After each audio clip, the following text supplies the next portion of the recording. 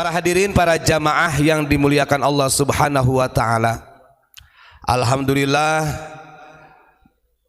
siang tadi ada salah satu kiai dari Mustasyar PCNU Malang, beliau Ki Haji Saiful Munir Aminullah. Ada Aminullahnya Pak sama dengan saya.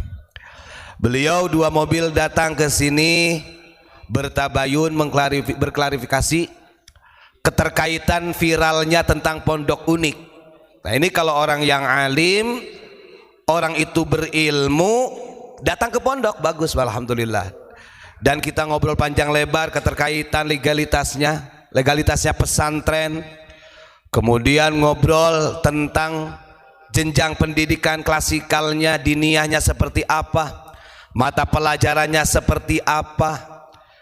Bahkan sampai membahas dari karya-karya ilmiah yang ditulis oleh Abu Yamamah Ghufran. Nah, alhamdulillah. Dan ini perlu saya sampaikan, dan beliau sendiri dari Mustasyar PCNU Malang ini belum menyampaikan. Nanti sampaikan saja di media, bilangin Mustasyar PCNU sudah datang ke sini, Kiai Saiful Munir Aminullah, gitu ya, Saiful Munir Aminullah. Artinya ketika pada saat ini banyak orang-orang yang memframing pondok unik sesat, banyak orang yang memframing pondok unik ini akidahnya bukan Asy'ariyah, bukan Maturidiyah. Bahkan ada orang yang sampai mau memboikot pengajian-pengajian yang berkaitan dengan pembahas unik dimanapun berada. Lawan jangan, lawan. Ini masalahnya akidah. Ingat, pesantren unik yang dikenal sekarang lagi viral, kalau berbicara tentang akidah Ahlussunnah wal Jamaah, unik ini bagian daripada An-Nahdiyah yang akidahnya Asy'ariyah dan Maturidiyah. Dan ini kita sampaikan. Ini kita sampaikan kepada MUI, kita sampaikan juga ke pengurus PCNU. Orang Abu Yamamah Ghufran sendiri, beliau di Semampir Surabaya juga mustasyar. Akhirnya setelah beberapa orang yang datang di sini bertabayun, setelah kita jelaskan, mereka sangat percaya. Dan dianalisa, ini adalah ada orang-orang yang sengaja mempropagandakan tentang pesantren unik yang didirikan oleh Abu Yamamah Ghufran supaya masyarakat itu tidak percaya dengan adanya pesantren unik. Na'udzubillahi min dzalik. Kemudian ada juga selembaran yang diedarkan. Hati-hati dengan pondok unik, gurunya ngaku-ngaku mursyid. Saya jelaskan. Selama kita ikut bersama Abu Yamamah Ghufran, Abu Ya tidak pernah mengatakan dirinya wali ataupun mursyid. Kan begitu. Bahkan Abu Ya sendiri pun ini sekarang-sekarang aja orang menyebut. Dulu zaman kita di Surabaya manggilnya itu abah, bapak. Ada yang bang. Ada juga yang bang. Maka ketika ada orang yang mempering, awas ini wali apa, wali anu, mursyid begini, macam-macam. Dan ini perlu dicatat. Selama kita ikut beliau tidak pernah mengatakan dirinya adalah wali.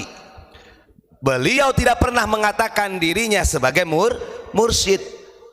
Lalu keterkaitannya dengan thariqah bagaimana? Nih, ada bukunya, ada catatannya. Beliau punya sanad silsilah yang kuat. 22 tahun berthariqat, berguru thariqatnya beliau kepada Abu Yamamah Armin.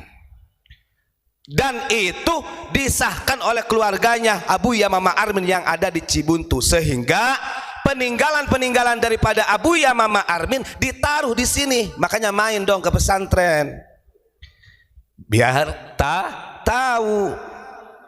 Jangan kemudian ada orang, kan mereka sering bilang begini, awas ini orang pembenci kayak gitu kan. Ini keliru. Justru yang membenci kepada pesantren unik siapa? Kan begitu. sehingga ada pemboikotan pengajian. Ini barusan saja kita dengar kabar macam-macam, Masya Allah.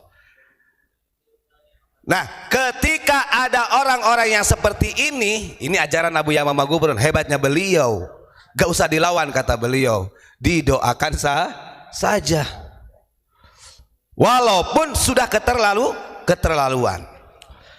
Ingat ya, jadi berbicara tentang pesantren unik, kemudian kemarin ada yang memframing tuh silsilah atau guru-gurunya yang ditulis oleh Ki Gufron itu adalah orang-orang Wahabi, yang kemudian itu diviralkan. Padahal kalau dibaca secara lengkap, tulisan itu adalah geonologi keilmuan yang masuk ke Nusantara setiap beberapa tahun tuh. Jadi ada paham Wahabi yang masuk. Kenapa yang diposting kok itu nggak diposting yang seperti ini, kan begitu. Ini memang ada kesengajaan orang-orang yang memang sebenarnya justru kalau seperti itu orang yang tidak suka dengan adanya Abu Yamamah Gufron yang menyampaikan tentang pelurusan sejarah.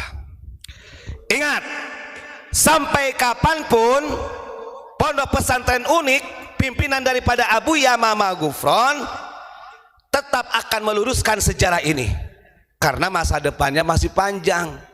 Kasihan nanti anak cucu kita yang kemudian 10 tahun 20 tahun sejarah ini sudah tenggelam, tidak mengenal ulama-ulama Nusantara.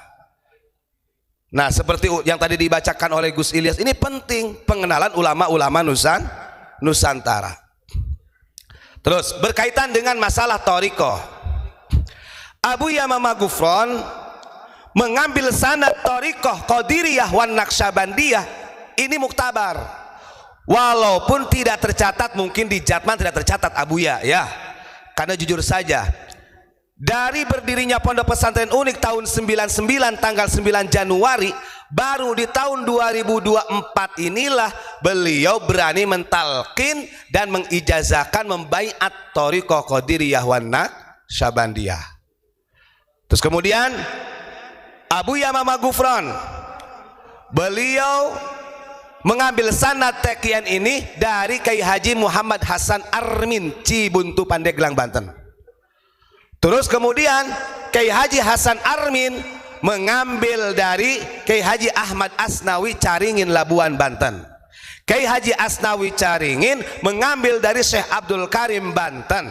Syekh Abdul Karim Banten mengambil dari Syekh Ahmad Khotib Sambas. Makanya di sini ada silsilahnya.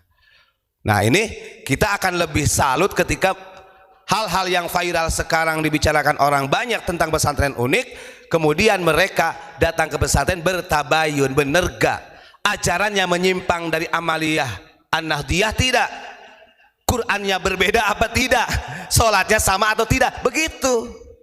Kalau hanya kemudian asumsi yang dikembangkan, kemudian propaganda, penggiringan opini macam-macam, itu berarti bukan akhlakul karimah daripada contohnya baginda Rasulullah Shallallahu Alaihi Wasallam. Nah, itu saja, artinya kita sangat terbuka 24 jam buat siapa saja yang mau mengetahui tentang legalitasnya pesantren dan pendidikan yang ada di pesantren. Kami persilahkan untuk datang ke sini, daripada nantinya justru akan menjadi keterpurukan panjenengan semuanya. Naudzubillahi min dzalik. Itu saja Pak Imron. Terima kasih. Assalamualaikum warahmatullahi wabarakatuh.